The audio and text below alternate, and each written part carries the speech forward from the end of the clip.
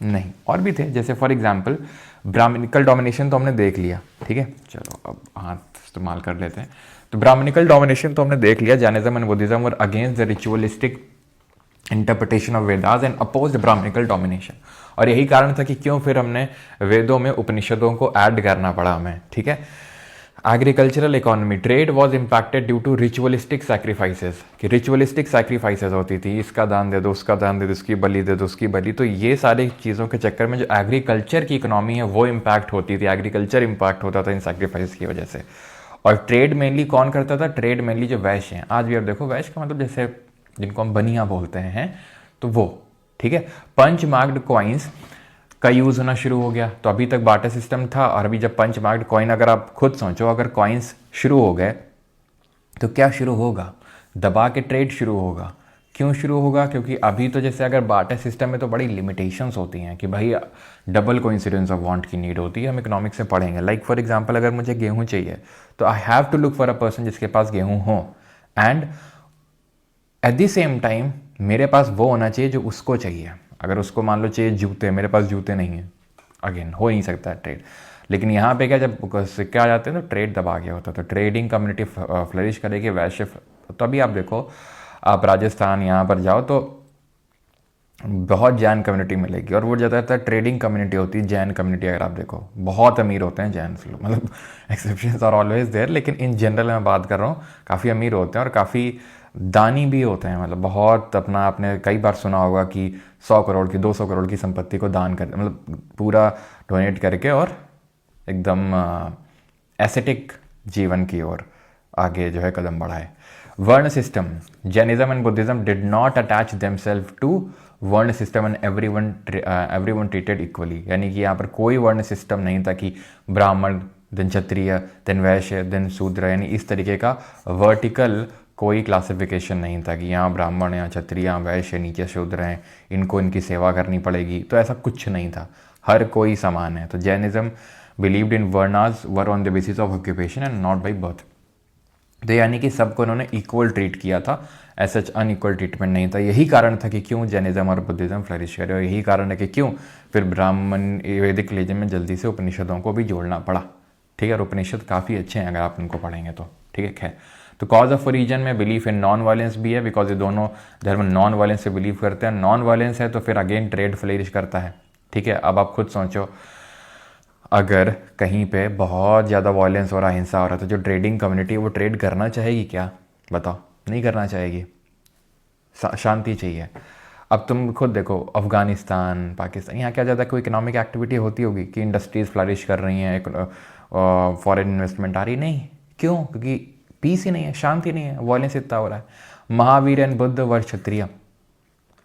तो बात आती है इन क्षत्रियों ने क्यों, मतलब जैसे क्षत्रिय भी ऊपर ही हैं, तो इन्होंने क्यों धर्म को बनाया? क्योंकि आई थिंक आपको इतना तो पता होगा कि गौतम बुद्ध ने बुद्धिज्म धर्म को बनाया, जन्म दिया, और महावीर जी जो हैं, जन्म तो नहीं बोल सकते हैं, लेकिन जैन धर्म का मेन जो मतलब प्रपाउंड किया, जो प्रचार किया, वो वर्धमान महावीर जी ने किया। तो दोनों लोग क्षत्रिय थे, तो क्षत्रियों ने क्यों किया?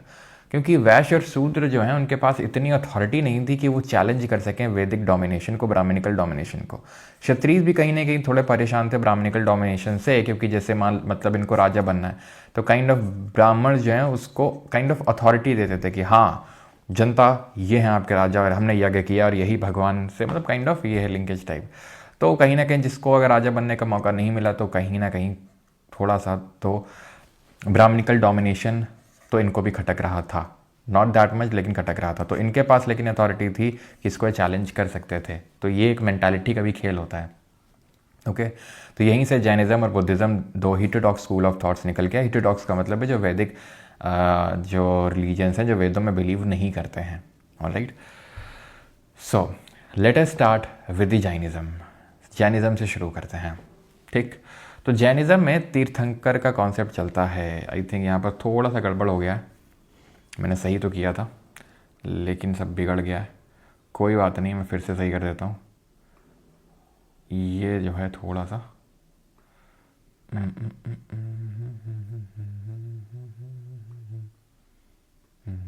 ठीक है भी, ओके।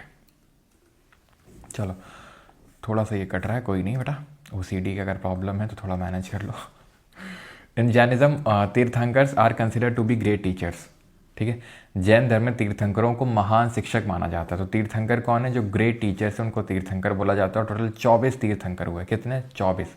हमें 24 के नाम याद नहीं रखने हैं, सिर्फ 3 के नाम याद रखने हैं या फिर 4 के नाम याद रखने हैं। पहले हैं ऋषभदेव, ऋषभ नहीं ऋषभदेव। ठीक है, इनका बर्थ प्लेस है अयोध्या और इनको रिप्रेजेंट किया जाता है बुल से, बैल से। 23वें हैं पार्श्वनाथ, वाराणसी में इनका जन्म हुआ और सरपेंट यानी सांप से इनको रिप्रेजेंट किया जाता है। एंड वर्धमान महावीर 24 नंबर के तीर्थंकर हैं और कुंडग्राम वैशाली में इनका जन्म हुआ and he is represented by the lion. ठीक है, शेर से इनको रिप्रेजेंट किया जाता है। ऑलराइट, और चौथे कौन है जिनको आपको नाम याद होना चाहिए? 22 है अरिष्टा नेमी। अरिष्टा नेमी, इनको ही नेमीनाथ बोलते हैं। अगर कहीं नेमीनाथ लिखा हुआ आ जाए तो कंफ्यूज नहीं होना है आपने कि भाई नेमीनाथ कौन आ गए। तो वेदों में सिर्फ 2 तीर्थंकर के बारे में लिखा हुआ है, ऋषभदेव और अरिष्टा नेमी। इसीलिए जो है जैन्स बोलते हैं कि भाई ये जो हमारा जैन धर्म है ये वैदिक रिलीजन से भी पुराना है। क्यों? क्योंकि वेदों में तक नाम लिखे हुए हैं और नाम ऐसे तो लिखे नहीं जाते हैं जब तक किसी ने बहुत कुछ किया ना हो और बहुत टाइम ना हो गया उसको किए हुए, तब तक तो वेदों में तब तक तो नाम लिखा नहीं जाता ना। ऐसा कुछ किसी को हम रिकग्निशन देते नहीं है, जब तक वो मर जाता है उसके बाद हम उसको रिकग्निशन देना शुरू करते हैं। तो कहीं ना कहीं वेदों में अगर लिखा हुआ है तो इसका मतलब है कि जैन धर्म पुराना। खैर उससे मैं कोई नहीं जाना, लेकिन ध्यान रखना ऋषभ जो देव हैं, ठीक है, ऋषभदेव पहले वाले और 22वें वाले अरिष्टा नेमी या नेमीनाथ, इनके बारे में मेंशन है कहाँ पर? वेदों में। 23वें पार्श्वनाथ सांप है इनका जो सिंबल है और 24वें वर्धमान महावीर जिनका सिंबल है लायन है। हमें पढ़ना किसके बारे में? 24वें जो है वर्धमान महावीर। क्यों पढ़ना है इनके बारे में? इसलिए पढ़ना है इनके बारे में बिकॉज पेपर में पूछता है, इसीलिए तो पढ़ना है। और क्या फालतू में यहाँ पर हम लोग पढ़ाई लिखाई कर रहे हैं? भाई पेपर में पूछता होगा तब भी तो हम लोग पढ़ रहे हैं। ठीक है, तो वर्धमान महावीर पे आते हैं। तो वर्धमान महावीर की अगर बात करेंगे तो इनका बर्थ कब हुआ था? 540 BC में। कब हुआ था? कहाँ हुआ था? कुंडग्राम वैशाली में हुआ था, बिहार में। इनकी डेथ कहाँ हुई थी? इनकी डेथ हुई थी पावापुरी बिहार में 468 BC में। तो अब आप देख सकते हो इसके बीच में कितना गैप है। BC में जब हम आगे बढ़ते हैं तो घटता है नंबर, तो 72 ईयर्स 72 साल की उम्र में इनका देहांत हुआ। फादर के नाम था इनका सिद्धार्थ। अभी हम देखेंगे गौतम बुद्ध के बचपन का नाम था सिद्धार्थ। क्लैन थी इनकी, किस क्लैन से बिलोंग करते थे? जानात्रिका क्लैन से बिलोंग करते थे, क्षत्रिय क्लैन थी ये। वाइफ का नाम यशोदा था, बेटी का नाम था अनोंजा प्रियदर्शनी या फिर प्रियदर्शनी, जिन्होंने शादी करी जमाली के साथ और जमाली महावीर के पहले डिसाइपल बने, पहले शिष्य बने। ठीक है, क्लियर है? तो जमाली यानी दामाद जी ही जो इनके पहले शिष्य बने। इन्होंने 30 साल की जब उम्र थी इन्होंने गृह त्याग किया था, घर छोड़ा था मक्खाली गौसल के साथ। मक्खाली गौसल ने अपना एक बाद में अलग सेक्ट बना लिया था, आजीविका सेक्ट, जिसके बारे में हम देखेंगे। बाद में अलग हो गए थे, ठीक है, राइट। तो बाद में अलग हो गए थे और एनलाइटनमेंट इनको मिली थी 42 साल की उम्र में। कहाँ पर? अंडर अ साल ट्री के नीचे जंबिका ग्राम जगह पड़ती है, नियर रिवर रिजुपालिका। कई बार ये क्वेश्चन पूछ लेता है कि किसके फील्ड में, किसके खेतों में काइंड ऑफ। तो समग करके एक हाउस होल्डर हुआ, ठीक है, काइंड ऑफ आप ये समझ सकते हो, एक यजमान हुए और उन्हीं के जो फील्ड हैं वहाँ पर इनको किसकी प्राप्ति हुई? ज्ञान की प्राप्ति हुई, एनलाइटनमेंट इनको मिला, जिसको हम क्या बोलते हैं? कैवल्य बोलते हैं। क्या बोलते हैं? कैवल्य बोलते हैं उसको हम। ओके, फर्स्ट सरमन यानी कि जो पहला उपदेश है वो उन्होंने कहाँ पर दिया? पावा में दिया, जो कहाँ पड़ता है? कुशीनगर उत्तर प्रदेश में पड़ता है। देखिए पावापुरी में इनकी होती है डेथ। ओके, पावापुरी में होती है डेथ। और जो इनकी पहला सरमन है वो कहाँ देते हैं? पहला सरमन कहाँ पे देते हैं? तो पहला सरमन पावा में देते हैं, जो कहाँ है? यूपी में। पावापुरी है बिहार में और पावा है आपका उत्तर प्रदेश में। डेथ को मोक्ष बोलते हैं। ये टर्म्स हैं रिलेटेड टू जैनिज्म। डेथ को मोक्ष बोला जाता है, एनलाइटनमेंट को कैवल्य बोला जाता है।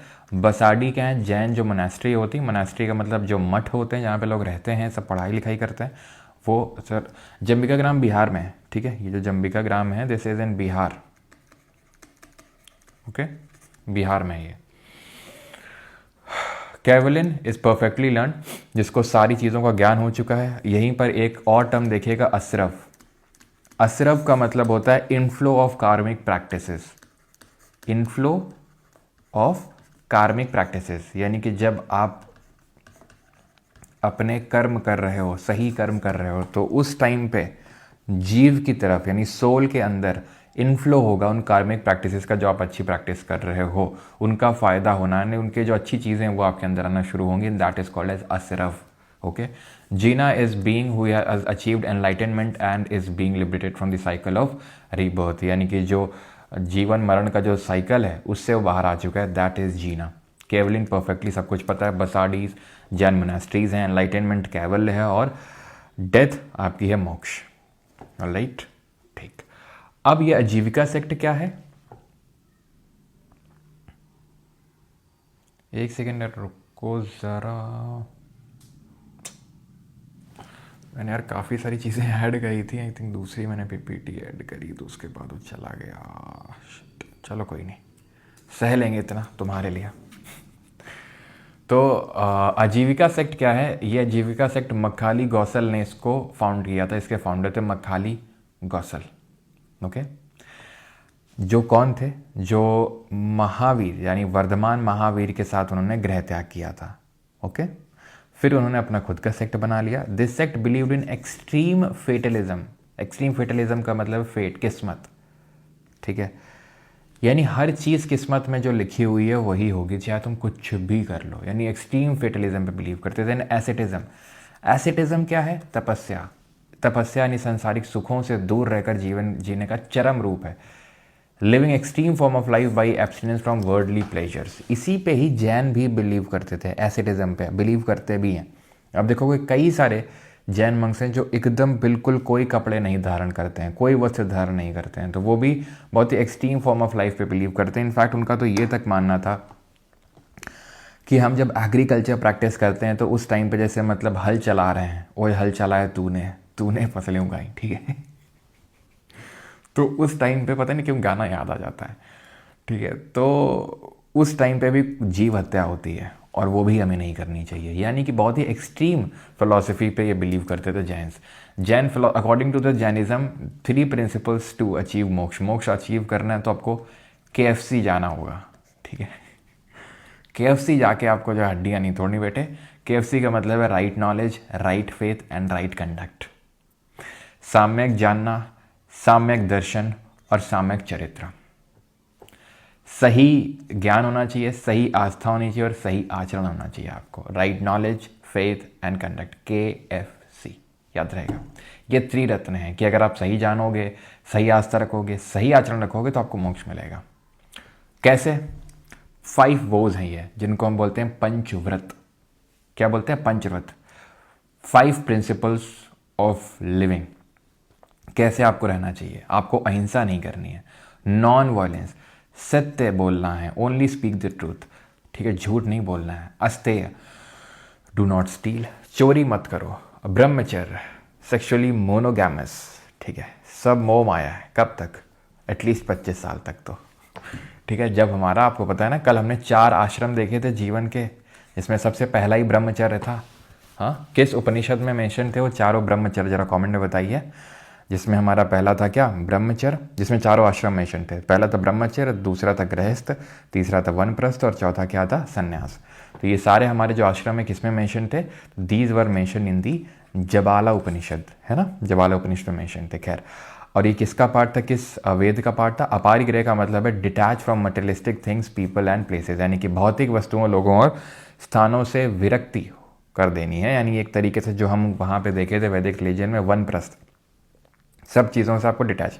तो ऐसा नहीं है, वहाँ पर तो था एक फेज़ ऑफ लाइफ में कि भाई पहले पढ़ाई लिखाई करो 25 तक, 25 से 50 तक मज़े करो, मतलब गृहस्थ जीवन के मज़े लो, फिर 50 के बाद जो छोड़ दो। यहाँ पर क्या है? यहाँ पे किसी चीज़ से बोल रहे हैं अटैच होना ही नहीं है, किसी चीज़ से। ऐसा नहीं है कि मतलब किसी से अटैच हो गए एकदम, देखा ओहो, मतलब देखा इन दी सेंस कि मान लो किसी कोई चीज़ दिख गई तुमको, खाने की चीज़, और तुम ओहो मज़ा आ गया, ला टपक गई, वैसा नहीं, अटैच नहीं हो जाना, नहीं मिलेगी फिर तुम्हें दुख होगा, ठीक है। तो अपारिग्रह, तो detach from materialistic things, people and places. तो कोई भी चीज़ हो सकती है, लोगों से भी डिटैचमेंट रखनी चाहिए, नहीं तो लोग आएंगे अगर, तो अगर हमें खुशी होगी तो लोगों के जाने में हमें दुख भी होगा। As simple as that. Simple सी बात है, किसी चीज़ का मिलने का दुख है तो उसके, अगर किसी चीज़ से भी हमें खुशी मिल रही है तो फॉर श्योर उसके ना होने से हमें दुख ज़रूर मिलेगा। डिवीजन अमंग जैन्स, तो जैन्स में डिवीजन हो गया। कैसे डिवीजन हो गया ज़रा ध्यान से समझिएगा। तो चंद्रगुप्त मौर्य एक राजा हुए, नाम सबने सुना होगा। कल से इनके बारे में हम देखेंगे, कल नहीं परसों से देखेंगे, कल तो देखेंगे हम लोग, कल ही देखेंगे, वैसे तो कल ही शुरू हो जाएगा। तो चंद्रगुप्त मौर्य जो है यहाँ पे मगध, अब मगध क्या था ज़्यादा क्वेश्चन मत करना बिकॉज कल देखेंगे सब, ठीक है। तो मगध एक महाजनपद था। तो यहाँ पर क्या था कि अकाल आ गया, सूखा उखा पड़ गया। तो चंद्रगुप्त मौर्य ने गए एक जैन मंक के पास, उनका नाम था भद्रबाहु। भद्रबाहु जैन मंक थे और इन्होंने इनको एडवाइस किया कि आप जो है छोड़ दीजिए मगध को और चलिए जैन धर्म को अडॉप्ट कर लीजिए। इससे होगा क्या, क्योंकि जैन धर्म में एसिटिज्म पे हम बिलीव करते हैं कि बहुत ही कम में हमें जीवन यापन करना है, चीज़ों को त्यागना है, किसी चीज़ से अटैच होकर नहीं रहना है। तो लोग भी फॉलो करना शुरू करेंगे और इससे जो कमी है, शॉर्टेज है, वो थोड़ा सा उससे हमें निजात पाने में सहायता मिलेगी। तो Chandragupta Maurya adopted the Jainism and he moved to the Shravanabelagola. Chandragiri पहाड़ियाँ हैं यहाँ पर, कहाँ पर, कर्नाटक की चंद्रगिरी पहाड़ियाँ हैं और यहाँ पर तुमको देखने को मिलेगा श्रवणबेलगोला। यहीं पे चंद्रगुप्त मौर्य जो है भद्रबाहु के साथ चले जाते हैं और सल्लेखना परफॉर्म कर देते हैं। सल्लेखना का मतलब होता है रिचुअल फास्टिंग, यानी कि तब तक नहीं खाना खाएंगे जब तक कि मृत्यु खुद नहीं आ जाएगी, यानी मृत्यु तक फास्टिंग करना। This is called as sallekhana. And he passed away, वहीं पर उनकी डेथ हो जाती है चंद्रगुप्त मौर्य की। Meanwhile another group of Jains chose to remain in Magadha under the leadership of Sthulabhadra, और एक जो ग्रुप है वो वहीं पर टिका रहा, यानी कि वो श्रवणबेलगोला कर्नाटक नहीं गया। चंद्रगुप्त मौर्य, भद्रबाहु जैन मंक और काफ़ी लोग इनके साथ गए कर्नाटक में, कुछ लोग वहीं लौटे। Over time differences arose between the two. Differences समय के साथ इन दोनों समूहों के बीच में, एक समूह वो जो कर्नाटक चला गया, दूसरा समूह जो नहीं गया वहीं मगध में रह गया। The followers of Bhadrabahu who migrated to the south and Karnataka adhered to strict ascetic practices. Bhadrabahu के अनुयायी जो दक्षिण की ओर गए थे कठोर तपस्वी आचारों का पालन करते थे, इंक्लूडिंग न्यूडिटी। न्यूडिटी का मतलब है कोई वस्त्र धारण नहीं करते थे, as a mark of renunciation, ठीक है, जिनमें त्याग के प्रतीक के रूप नग्नता भी शामिल थी, और वे दिगंबर कहलाए, sky clad. On the other hand, जब वो विजिट किए, कहाँ पर, मगध को विजिट किए, जब वो वहाँ विजिट किए तो भद्रबाहु सौ कि भाई यहाँ पे तो हर कोई ही सफ़ेद कपड़े पहनने लगा। एंड ही वॉज लाइक बाप रे बाप, अरे बाप रे, ठीक है, ये क्या हो गया, ठीक है, यहाँ पर तो ये लोग सब सफ़ेद वस्त्र धारण करने लगे, जबकि कपड़े तो धारण नहीं करना चाहिए, एस्थेटिक फॉर्म ऑफ लाइफ पे बिलीव करना चाहिए। इसीलिए क्या होता है, डिफरेंसेस आ जाते हैं। और स्थूलभद्र की लीडरशिप में जो एक सेक्ट मगध में रह गया था वो क्या है, सफ़ेद कपड़े धारण करने लगा, जिनको बोला गया श्वेतांबर, यानी कि वाइट क्लैड। दिगंबर मतलब कोई कपड़े नहीं, भद्रबाहु लीडर। श्वेतांबर मतलब वाइट क्लॉथ यानी सफ़ेद कपड़े। लीडर कौन है, स्थूलभद्र हैं, ओके। और इसी वजह से क्या हुआ कि जो फर्स्ट जैन काउंसिल हुई under the leadership of Sthulabhadra, उसको भद्रबाहु ने बॉयकॉट किया। एंड ही सेड हम तो नहीं आ रहे। प्लेस कौन सी थी, पाटलिपुत्र। पैटर्नाइज किया इसने किया बिंदुसार ने। पैटर्नाइज और लीडर का मतलब होता है, लीडर ये थे, पैटर्नाइज करने का मतलब ये है कि उस टाइम पे रूलर ये हुआ करते थे, खर्चा पानी इन्होंने उठाया उसका, ठीक है, रूलर ये थे। 298 BC 298 ईसा पूर्व के टाइम पे जो है ये पर्टिकुलर फर्स्ट जैन काउंसिल हुई थी, कहाँ पर, पाटलिपुत्र में। और सेकेंड जो जैन काउंसिल हुई थी 512 AD में हुई थी वल्लभी, गुजरात में, ठीक है, वल्लभी गुजरात में हुई थी। ऑलराइट, किसने पैटर्नाइज किया, क्विक किया, वो हमें याद करने की बिल्कुल भी जरूरत नहीं है। ऑलराइट, ठीक है। Bhadrabahu boycott the first council. Jain literature is written in Prakrit language. तो जैन लिटरेचर, खासकर जो टीचिंग्स हैं, ठीक है, जो टीचिंग्स हैं उनको कंपाइल किया गया अंडर द नेम ऑफ अगम्स, ठीक है, अगम सूत्र। अगम सूत्र क्या है, ये हैं sacred books of Jain religion. तो जो भी 24 तीर्थंकर हुए उनकी जो लर्निंग्स हैं वो यहाँ पर लिखी हुई हैं, ठीक है, क्लियर है। किसी को कोई डाउट यहाँ तक हो तो पूछ सकता है। और ये जो पहली जैन काउंसिल हुई थी यहीं पर अगम्स को कंपाइल किया गया था। अगम्स वर कंपाइल्ड, ओके। ठीक है।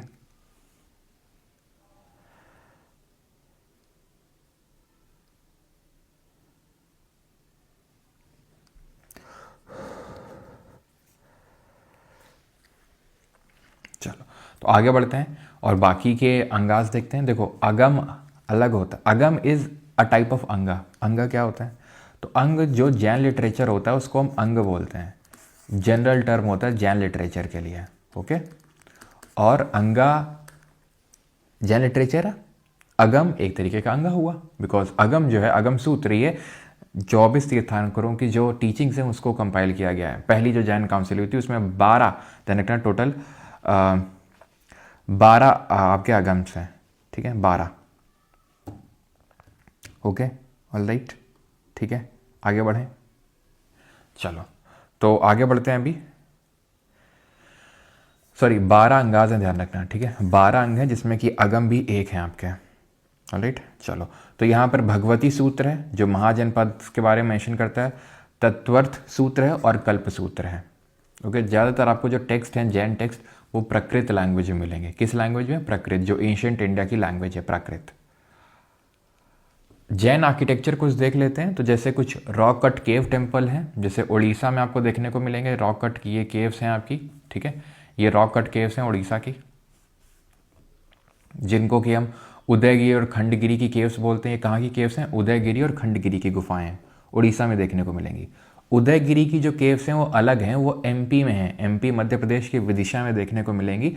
उदयगिरी खंडगिरी ये अलग हैं, जो कि किंग खरावेला ने बनाई थी, जो उड़ीसा के छेदी डायनेस्टी के रूलर्स थे, तो ये वहाँ पर है। हाथी गुम्फा केव्स यहीं पर ही हैं आपकी, ठीक है। और रॉक कट केव टेम्पल्स वही जिनकी अभी हम बात कर रहे हैं। दिलवाड़ा जैन मंदिर देखने को मिलेगा, जब टेम्पल आर्किटेक्चर पढ़ेंगे तो वहाँ पर भी इसको देखेंगे, वास्तुपाल ब्रदर्स ने इसको बनवाया था। स्टैच्यू है गोमतेश्वर बाहुबली का, कर्नाटक के श्रवणबेलगोला में, ये जो आप देख पा रहे हैं ये, ठीक है। ये गोमतेश्वर बाहुबली कौन है? तो जो हमारे पहले तीर्थंकर हुए, कौन? ऋषभदेव, उनके बेटे हैं ये गोमतेश्वर, ठीक है, बाहुबली। यहाँ पर हर 12 साल में एक फेस्टिवल सेलिब्रेट किया जाता है जिसको हम बोलते हैं महा मत्स्य अभिषेक, ठीक है। हर 12 साल में फेस्टिवल होता है और पूरा दूध हल्दी सब, बहुत शहद, सब कुछ चढ़ाया जाता है यहाँ पर ऊपर आके, क्योंकि जो जैन, अभी मैंने बताया, जो जैन लोग होते हैं बहुत, आपने सुना भी होगा देखा भी होगा, खासकर राजस्थान के आसपास वाले एरिया में बहुत रिच होते हैं, ठीक है।